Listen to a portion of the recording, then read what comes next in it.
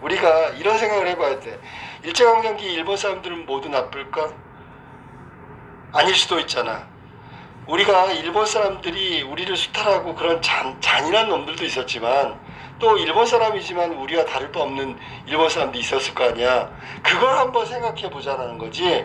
잘 들어봐. 이 내용이 어떻게 되냐면 해방이 됐어. 1945년. 주인공 나는 있잖아. 친구 방이라는 사람하고 같이 서울로 오려고 기차를 탄 거야. 기차를 타고 쭉 오다가 회령에서 열차를 놓쳐. 그래가지고 화물차를 얻어 타고 수성까지 온단 말이야. 원래는 열차를 타고 왔어야 되는데 회령에서 놓치는 바람에 수성에 왔는데 뱀장어를 잡아서 파는 아이를 만났거든. 근데 얘가 하는 일이 뭐냐면 돈 많은 일본인을 찾아가가지고 한국인에게 고발하는 일을 해. 알았니? 돈이 많은 일본인을 찾아갖고 저놈이 돈이 많다. 해방 직후니까 한국 사람한테 말하면 어떻게 돼? 다 뺏기거나 빼앗기잖아. 그러니까 얘는 지금 일본 사람들이 밉다고 생각하는 거지, 그지? 자, 그래서 그 소녀를 만났는데 또 청진역으로 내가 가가지고 여기서는 또 누굴 만나냐면 할머니를 만나는데 국밥집 할머니야. 이 할머니는 일본인을 동정하는 할머니야. 뭔지 알겠지, 그지? 근데 이 할머니는 일제강점기 때 아들을 잃었거든. 그럼 일본 사람들이 미워할 만도 하잖아. 아니, 일본 사람들을 불쌍하게 생각해. 왜냐면 해방되고 나서 고국 일본으로 돌아가지도 못하고 여기 남은 거잖아. 그럼 얼마나 불안하겠어. 국밥집 할머니 일본인을 동정한다. 그래서 결말이 뭐냐면 나하고 방이 서울로 간다고 했잖아. 청진역에서 다시 만나가지고 군용열차를 타고 서울로 향하게 된다. 이게 전체 스토리야. 응? 알았어? 본문 한번 볼까? 자, 본문 처음에 자, 본문 봅시다. 해방 직후라고 얘기했으니까.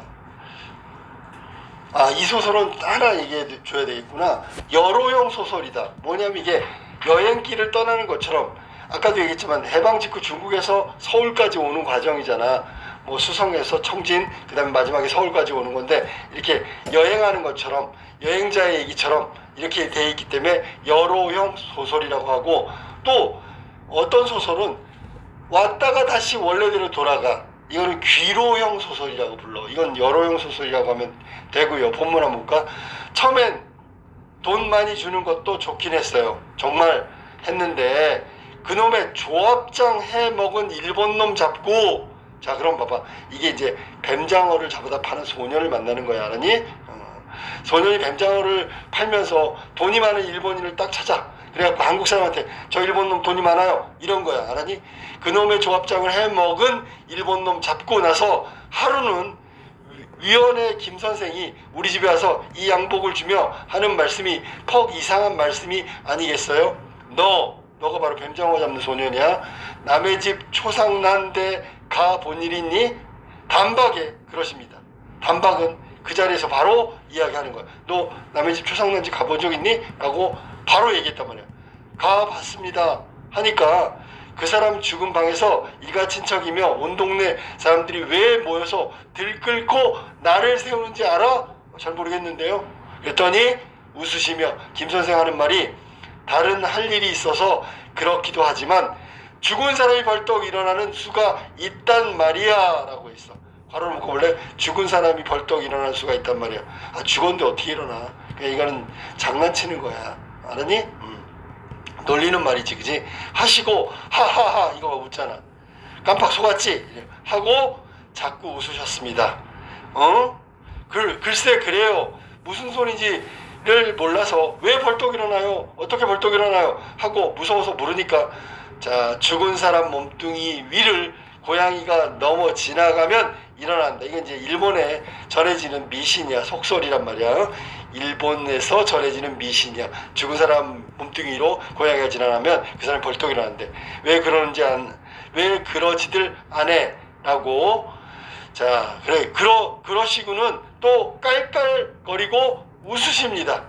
계속 소년을 놀리고 있는 거야. 날 놀리듯이 그렇게 자꾸만 웃으시고 나서, 자, 그러니까 고양이가 오는지 안 오는지 시체가 벌떡 날려는지 안 날려는지 잘 지켜야만 된단 말이야. 그러니까 이 죽은 일본인들은 있잖아. 여기서 죽은 사람들이 바로 일본 사람들 말하는 거야. 해방됐잖아. 그러니까 얘네들을 잘 감시해야 된다는 얘기를 지금 저 김 선생님이 그 뱀장어 잡는 이 소년한테 얘기한 거야. 일본인들이 다시 활개치지 못하도록 잘 감시해야 된다. 짓밟아야 된다. 네가 잡은 그놈의 조합장, 그러니까 옛날에 잡았단 말이지. 그놈도 그렇게 얌전하게 자빠졌던 일본 놈인데 벌떡 일어나서 달아나려는 것 보겠지? 너 본 적 있지? 그러니까 일본 조합장이 바로 죽은 시체랑 똑같은 거고, 감시를 안 하면 저렇게 달아나려는 생각을 한다는 거야. 그러니까 네가 감시해라 뭐 이런 얘기지. 그런 말씀하셨어. 그러니까 네가 잡은 이 뱀장어가 꽤 엉뚱한 것을 하는 셈이었단 말이지. 엉뚱한 건 밑줄치고, 이게 뭐냐면 겉으로는 뱀장어를 잡았는데 실제로는 일본인들을 감시하는 거야. 혹은 돈 많은 일본인들을 찾아서 김 선생 같은 조선인한테 알려주는 일이 돼버렸지라고 얘기한 거야. 사람이 못 지키는 고양이를 다 지키고, 사람들이 못 지키는 고양이를, 이 고양이는 그 일본인 조합장 같은 그런 사람들을 다 지키고, 절반은 소년의 말 대답으로, 또 절반은 그의 안색을 살피는 놀라움으로 나는 이랬다. 그 김 선생이란 이가 누구니? 그랬더니, 자, 김 선생이 누구냐면요, 그러면서 김 선생에 대해서 얘기하는 거야. 누가? 당연히 그 뱀장어 잡는 소년이 간략하게 압축해서 얘기한다. 요약적으로, 위원회에서 뭔가 하시는데 꽤 높은 사람이야요. 전에 감옥소 나왔지요. 감옥에 들어가기 전에 우리 집 동네에 살다가 지금은 포항동에 일본 놈 살던 집을 얻어가지고 거기서 계속 지내지요. 김 선생는 선생 어머니하고 나만 하고 나보다 적고 한, 나만 하거나 나보다 나이가 적은 아버지 없는 조카들하고 지내다가 김 선생이 잡혀 들어가 난 뒤 그 할머니가 혼자 살 수 없어서 그것들, 조카지 그지? 김 선생 조카 데리고 포항동 어느 집에 가서 지금껏 남의 집을 살았었지요. 지금 김 선생이 어떤 사람인지 내력을 쫙 얘기했잖아, 압축해서. 그런 분이시냐? 이번엔 그런 사람이 참 많았어요. 그랬겠지. 나는 아무 말도 아니하고 잠잠하였다. 소년도 입을 다문 채 더는 제잘거리지 아니하고 무엇인가 중대한 것을 생각하는 사람처럼 고개를 소긋하고 걸어갈 뿐이었다. 소긋하다? 이건 약간 고개를 숙인 거지, 그지?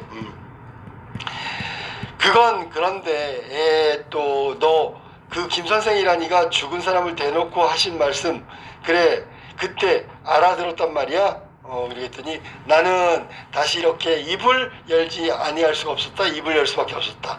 알아듣고 말고요. 그걸 내가 왜 몰라요. 소녀는 한번 내 얼굴을 치켜 올려다보고 아직 못 보셨군요. 그것은 정말 다들 죽은 거 한 가지입니다. 그러니까 그 사람들은 모두 죽은 사람하고 다를 바가 없어. 시체 같은 사람이에요. 누가? 일본인들을 말한 거야. 해방 이후에 자기 나라로 돌아가지 못하고 조선에 남은 일본인들을 말한 거야. 거의 다 죽은 시체나 사람 없다. 그는 다시 처음의 흥분 상태로 돌아가 나체 엷은 분홍기가 떠오르더니, 자, 이 말은 흥분된 상태겠지, 그지? 증오심이야, 증오심. 다음 순간에는 다시 푹 꺼져 들어가면서 내 뱀장어 깨나 사먹은 녀석, 이게 바로 돈이 있는 일본인들이야. 일본 사람들은 뱀장어 좋아하잖아, 장어. 그러니까 돈이 있어야 뱀장어를 사먹고, 뱀장어를 사먹는 돈 많은 일본 사람들, 이 사람이 뱀장어를 사먹었고 돈이 많아요. 이걸 알려주는 거란 말이야. 그러면 돈을 어디다 숨겼던지 간에 숨겨서 돈푼 있는 놈들이 틀림없지만요, 정말 다들 배가 고파서 쩔쩔맵니다. 다들 얼굴이 하얗고 가죽이 축 늘어지고 다리가 부들부들 떨리는 걸 가지고 밤낮 모르고 망깨를 비라리 헐어 촌으로 나려오지 않습니까? 라고 했어. 여기 지금 나와 있는 망깨라고 나오는데 망깨. 비라리가 뭐냐면 이게 구차하게 뭔가 요구하는 거지 청하는 걸 말하는 거야. 뭐 쉽게 얘기하면 빌어먹는 거랑 비슷한 거지, 그지? 응? 빌어먹는다. 그러니까 돈 많은 일본 사람들 뱀장어 사 먹는 건 알겠는데 나머지 일본인들은 대부분은 배가 고파서 저렇게 쩔쩔매고 얼굴은 허옇고 못 먹은 거야. 하니 비참한 생활, 가죽이 축 늘어지고 뭐 굶은 거지. 뭘 못 먹으니까 다리가 부들부들 떨리는 걸 밤낮을 모르고 망깨를 비라리 하러 그러니까 뭔가 구걸하러 촌으로 나려오지 않습니까? 배추 꼬랑이를 먹는다. 고추잎을 딴다. 수박 껍데기를 핥는다. 그래 보다가 정 할 수 없으면 고무산이나 아오지로 가지요. 아오지 탄광을 말하는 거지, 그지? 일본인들이 마지못해 선택하는 공간이 바로 이거고 먹고 살기, 생존하기 위해서 가는 곳이 고무산, 아오지다. 누가 보내지 않아도 자기가 스스로 청해서 갑니다. 우리 여기는 쌀이 없는 데인데 일본 것들이란 거의 반 산에 없앤 것들만인 데다가 그러니까 남편이 없는 거지. 거의 대부분은 애새끼들만 오글오글 하는 걸 데리고 가기는 어디를 가면 도대체 무얼 합니까? 그 가봤자 아무 소용없지요 라고 얘기한 거야. 여기 지금 일본 것들이란 이런 표현들 약간 증오의 대상으로 삼고 있는 거고, 아까 분노하고 있었기 때문에 이 소녀는 일본인들을 싫어하고 있는 거라니. 여긴 지금 내가 뱀장어 잡는 소년하고 만나서 이야기하는 장면이란 말이야. 일본에 대한 증오심, 복수심을 가지고 있는 이 소년 이야기를 듣는 거야. 중략. 부질없는 말로 이가 어째 안 갈리겠습니까? 이가 갈린다. 아주 분노하는 거지, 그치? 하지만 내 새끼를 갖다 가두어 죽인 놈들, 이거 이제 국밥집 할머니 얘기로 넘어갔네, 그치? 내 새끼를 갖다 가두어 죽인 놈들, 일제강점기 때 아들이 감옥에 가서 죽었단 말이야. 자빠져서 다들 무릎을 꿇었지만은 무릎 꿇은 놈들의 꼴을 보면 눈물밖에 나는 것이 없이 되었습니다. 그러니까 결국 이게 지금 아들을 괴롭히던 일본인들의 지금 최후의 말로가 눈물밖에 안 난다라는 얘기니까 일본인들이 참 불쌍하다라는 얘기를 하고 있는 거야. 애비랄 것 없이, 남편이랄 것 없이 잃어버릴 건 다 잃어버리고 못 먹고 굶주려 피골이 상접해서 헌 너질대기에 깡통을 들고 앞뒤로 호적거리며 업고 안고 끌고 주추 끼고 다니는 꼴들 보세요. 이게 외양 묘사를 통해서 일본인들이 정말 비참하게 살고 있다는 얘기를 하고 있는 거지, 그지? 애비랄 것도 없는 것부터 시작해가지고 다니는 꼴들, 일본인의 비참한 처지 모습이다. 어디 매가 갑니까? 매가 갈 데가 없죠. 벌거벗겨 놓고 보니 매 갈 데가 어딥니까? 자, 일본인들 미운데 때리려고 해도 때릴 데가 없다는 얘기야. 벌거벗겨 놓고 보면 매 때릴 데가 없다고. 그게 매 갈 데가 어딥니까? 어디가 있겠습니까? 없지요. 서리적 표현이고. 점점점. 만주소 오셨다니까 혹 못 보셨는지 모르지만은 이게 만주에서 기차 타고 서울로 오고 있는 과정 중에 지금 청진역에 온 거지. 낮에 보면 이 조그만 장터 그 헐벗은 굶주린 일본 사람들이고 드문이 바닥에 깔리곤 합니다 라고 얘기지. 드문이라고 해서 드문이. 여기 드문이는 원래 듬성듬성 이란 뜻이야. 듬성듬성. 만주에서 왔으니까 그걸 못 봤겠지요 라고 얘기하면서 잔류하는 일본인들이 드문이 바닥에 깔리곤 합니다. 그것들만 실어서 보내는 고무산인가 아오지인가, 그러니까 고무산 아오지로 가려고 좀 기다리고 있는 일본인들이지. 차가 저기 와 선체 저 차도 벌써 나 알기에 닷새도 더 되는가 봅니다. 5일도 더 됐다고. 참다 못해 자원에 나오는 것들이 한차 되기를 기다려 떠나는 것인데, 그러면 5일 동안 지금 저 차를 꽉 채울 때까지 기다리고 있는 거지. 닷새 동안이면 닷새 동안 긴내, 그냥이란 뜻이야. 그냥 굶은 것들인들 그 속이 어째 없겠어요 라고 얘기했단 말이야. 닷새 동안 굶었으면 무조건 먹여주면 아무 일이나 다 하겠지요 라는 얘기가 되겠지. 그러지 아니하여도 나는 할머니의 아까 그것들이 없고 안고 끼고 다닌다는 측은한 표현, 할머니님께 동정적인 시각, 측은지심을 갖고 있는 거야. 측은한 표현을 한 것으로부터 낮에 수성소 들어오는 길에 맞닥뜨린 사람들이 복잡거리는 좁은 행상로 위에 일어난 한 장면의 짤막한 씬을 연상했대. 마치 영화 장면처럼. 자, 그러면 할머니 얘기를 들으면서 아까 봤던 장면을 떠올린 거야. 알았니? 보니까 아까 좁은 행상로 위에서 일어난 장면이 비참하게 살아가는 일본인의 모습이거든. 할머니가 동정하는 얘기를 할 때 아까 내가 봤던 비참한 일본인들을 떠올리는 거야. 알았니? 그러면 할머니하고 같은 생각이 되겠지, 그치? 일본인들에 대해서 동정, 측은지심을 갖고 있다는 얘기지. 시작하는 중이었는데 노인은 이러고는 말을 끊고 깊은 한숨을 들여쉬었다라고 얘기했어. 할머니의 일본인에 대한 연민의 감정이 느껴지는 게 바로 깊은 한숨이 되겠지, 그치? 참으로 그 일본 여자는 없고 달고 또 하나에는 손을 잡고, 그러니까 아주 어린애는 없고 옆에 붙잡고 뭐 달고 뭐 이런 얘기야. 여러 남편을 잃은 다음에 자식만 남았으니까, 알았니? 아마 아오지 가기를 기다리는 차에서 기어 내려온 듯 플랫폼을 말하는 거야. 폼 가까운 행상로 위에 우두커니 서 있었다. 비참한 일본인의 모습, 허옇게 퉁퉁 부어오른 나체는 얼굴이지.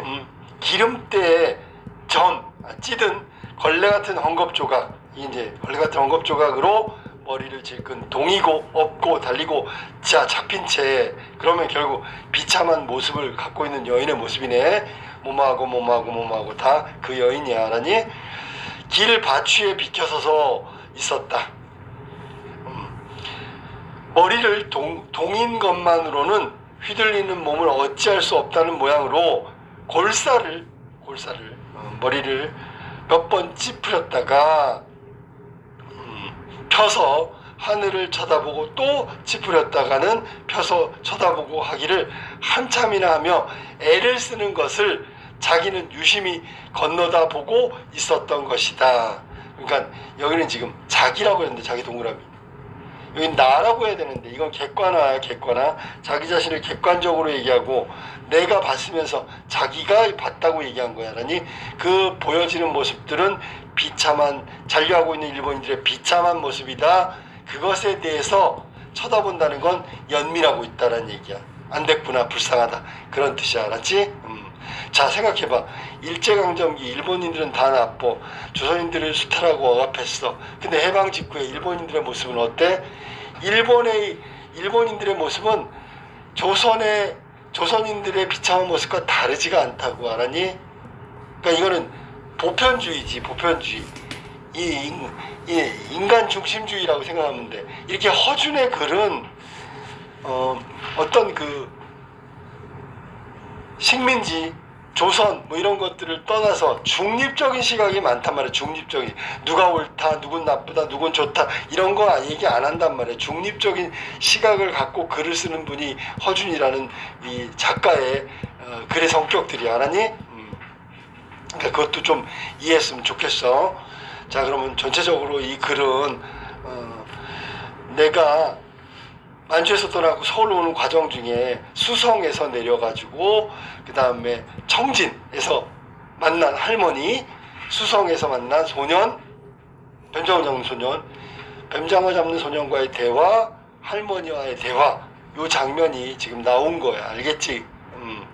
그러면 이 소설의 특징은 뭐냐면, 첫 번째가 뭐냐면 시대적 배경이 광복 직후라 그랬잖아. 그 다음에 공간적 배경은 만주에서 시작해서 지금 청진까지 온 거야. 마지막에 이제 청진에서 서울로 향하는 기차를 탄 거지. 그러니까 청진까지가 되겠지, 그지? 그 다음에 시점이 뭐냐면 1인칭 관찰자야. 내가 주인공이 아니고 뱀장어 잡는 소년, 국밥집 할머니가 사실은 주인공이라고 생각하면 돼. 알았지? 나는 그들을 관찰하는 1인칭 관찰자 시점을 택하고 있고, 객관적으로, 이왕이면 객관적으로 진술하고 있다. 그 그 다음에 외양묘사, 일본인들이 대부분 비참한 처지를 보여주고 있다는 거. 그 다음에 중간중간에 대화가 나오잖아. 뱀장어 소년과 대화, 할머니, 국밥집 할머니와의 대화. 이게 이제 대화를 통해서 인물들에 대해서 성격도 그렇고 인물의 심리, 성격을 직간접적으로 얘기하고 있다.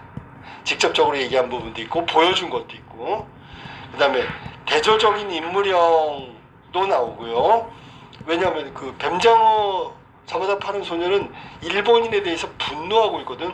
국밥집 할머니는 연민하고 있거든. 그러니까 대조적인 인물형이 나온 거야.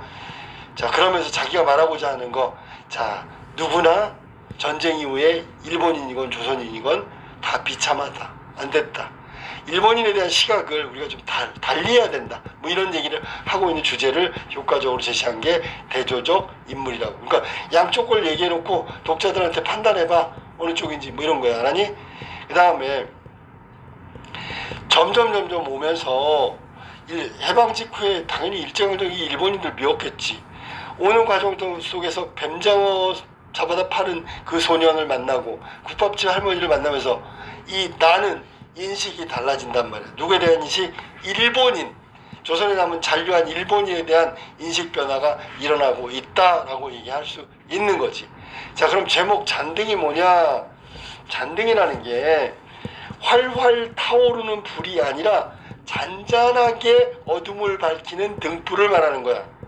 그러면 이 잔잔하게 어둠을 밝히는 등불은 과연 뭘까? 그럼 국밥집 할머니지. 용서하고 있잖아. 연민하고 있지. 용서한다는 얘기는 관용의 모습을 보이고 있잖아. 알았어? 그렇다면 환한 대낮은 뱀장어 잡는 소년을 만났을 때야. 하지만 깜깜한 밤은 국밥집 할머니를 만나는 거거든. 알았니? 그러니까 뱀장어 잡는 소년은 분노의 불길이 활활 타고 있고, 할머니는 그들 일본인들에 대한 연민의 감정이 잔잔하게 이어져 가고 있단 말이야. 그 잔등의 제목이 바로 잔잔하게 용서와 화해, 인간의 관용, 뭐 수용, 뭐 측은지심 하고 있는 할머니의 모습을 얘기하고 있다라고 생각하면 돼. 알았니? 결국은 이 잔등, 잔잔한 등불은 활활 타오를 거고, 일본인에 대한 분노와 같은 그 적대적 감정은 점점 없어지고 잔등이 활활 타오르면서 일본인에 대한 이해로 바뀌겠지, 그지? 여기서 일본은 전쟁을 일으킨 일본 제국주의의 그 권력자들을 얘기하는 게 아니야. 전쟁의 당연한 피해자인 잔류한 일본인들에 대한 어떤 이해, 화해, 이런 등불이 점점 활활 타오르겠지. 그러니까 그 활활 타오르는 불꽃 시작이 바로 잔등이다 라고 생각하면 돼. 이게 잔등의 내용이었어. 자, 문제 확인해 볼게. 1번, 윗글을 통해 알 수 있는 내용으로 적절하지 않은 것은? 내용 그냥 물어본 거야. 1번, 소녀는 돈 많은 일본인에게 뱀장어를 팔곤 했다. 돈 많은 일본인들을 찾아서 그들의 그 어떤 빼앗아간 돈을 다시 되찾기 위한 과정이고 복수하기 위한 거. 당시에 돈 많은 일본인들은 조합장처럼 조선인을 괴롭혀서 얻은 돈이라고 생각한 거지. 그러니까 돈 많은 일본인은 나쁜 사람이고, 그거를 소년이 뱀장어를 팔면서 뱀장어를 사는 부자 일본인을 찾아가지고 복수하는 거야. 그러니까 1번은 맞았고, 2번, 소년은 달아나는 일본인 조합장을 잡은 경험이 있다고 그래서 본문 중에 나와. 3번, 나는 만주에서 지내다가 우리나라 돌아온다. 아까 여로용 소설이라고 했고, 만주에서 쭉 와서 수성, 차를 놓치고 청진, 그 다음 마지막 서울로 들어가는 여정이다. 맞았고요. 4번, 궁핍을 겪고 있는 일본인들은 주로 여성과 어린아이들이다. 남편을 잃은 여성과 그의 아이들이라고 얘기했지. 결국 나중엔 고무산이나 아오지로까지 가게 되는 거야. 다 맞았어. 5번은 봐봐. 김 선생은 감옥에서 나오는 소년이 살고 있는 동네로 이사 왔다. 자, 이거는 틀렸지요. 본문에 보면 김 선생에 대해서 소년이 이렇게 요약적으로 제시하는 부분에 보면 김 선생은 소년하고 같은 동네 사는 건 맞아. 나중에 감옥에서 나온 다음에 포항동에서 일본인이 살던 집을 얻어가지고 살고 있음을 알 수 있는 거죠. 이사 왔다는 내용은 알 수 없다. 자, 2번 기억부터 미음엔 이해한 내용으로 적절하지 않은 것은 자, 기억은 죽은 사람이 벌떡 일어난다. 이건 일본인들을 빗댄 말이 되겠지. 아까도 설명했던 거야. 자, 그 다음에 위에 니은 한번 볼까? 꾀엉뚱한 짓. 이건 돈 많은 일본인을 찾아내서 잡아내는 일. 즉 조선인한테 일러 바치는 일. 약간의 밀정 같은 역할을 하는 것을 말하는 거예요. 맞았고요. 3번 디귿. 그런 분이시야 라고 얘기했는데 어떤 분? 그랬더니 그런 분이라는 게 뭘까? 그랬더니 김 선생 어머니처럼 해방 후 남의 집 살이를 한 사람을 말한다 라고 했는데 여기는 지금 그런 분이라는 것은 김 선생 자신을 말하는 거지 김 선생의 어머니를 뜻하는 게 아니기 때문에 3번의 해석은 틀렸어. 그 다음 거 리을 한번 가볼까? 리을 한번 보세요. 리을은 고무산이나 아오지 마지막 생존수단이라 했지. 결국 살아남기 위해서 마지막에 선택하는 공간이 아주 열악한 공간이 고무산과 아오지를 말한다. 이것도 맞는 설명이지. 그 다음에 미음으로 가볼게. 미음. 조그마한 장터. 아까 얘기했던 고무산과 아오지를 가려고 시골 장터, 그 조그만 장터에서 기다리고 있는, 대기하고 있는 장소를 말한다. 정답은 3번이 틀렸고 김 선생을 말하는 거지 김 선생 어머니는 아니다.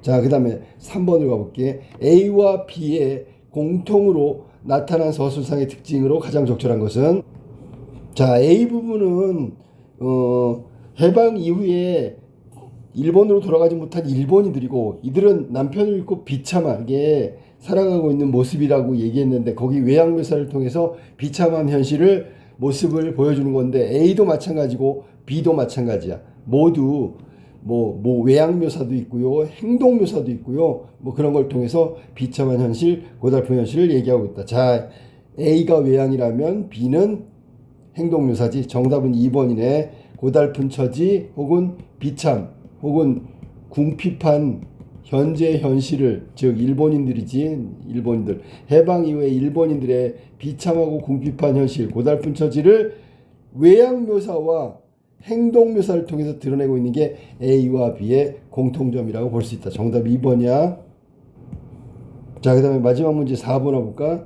보기에 출친 패망한 일본인들에 대한 인물의 태도로 이해한 내용으로 가장 적절한 것은 해방 공간에서 우리 민족이 패망한 일본인을 바라보는 시선은 복합적이고 다층적이다. 소년처럼 복수와 증오, 국밥집 할머니처럼 연민과 동정, 뭐 이렇게 여러 가지 시선이 교차한 것을 볼 수 있는데 그들은 36년간 보여줬던 행태에 대한 분노, 소년이고 복수의 감정, 소년이고 김 선생도 마찬가지고 그들의 패망에서 느끼는 희열과 그들에 대한 조롱, 그런 것들이 우리가 서로 다른 존재라는 것을 이질감을 통해 일질감에서 비롯된 감정들이 시선의 한 축이 존재한다. 그런가 하면 패망으로 인해 자신이 가진 것을 잃고 굶주리고 핍박받는 존재들이 된 그들에 대한 연민과 동정 같은 거, 이거는 이제 아까도 했던 국밥집 할머니고 앞에 건 소년과 김 선생 정도 되겠네.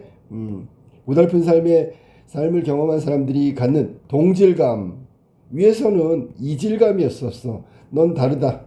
조선인이 아니다. 여기서는 다 똑같은 사람이다. 뭐 이런 거지. 허준의 잠 등 이런 복합적인 시선들이 잘 나타나 있다.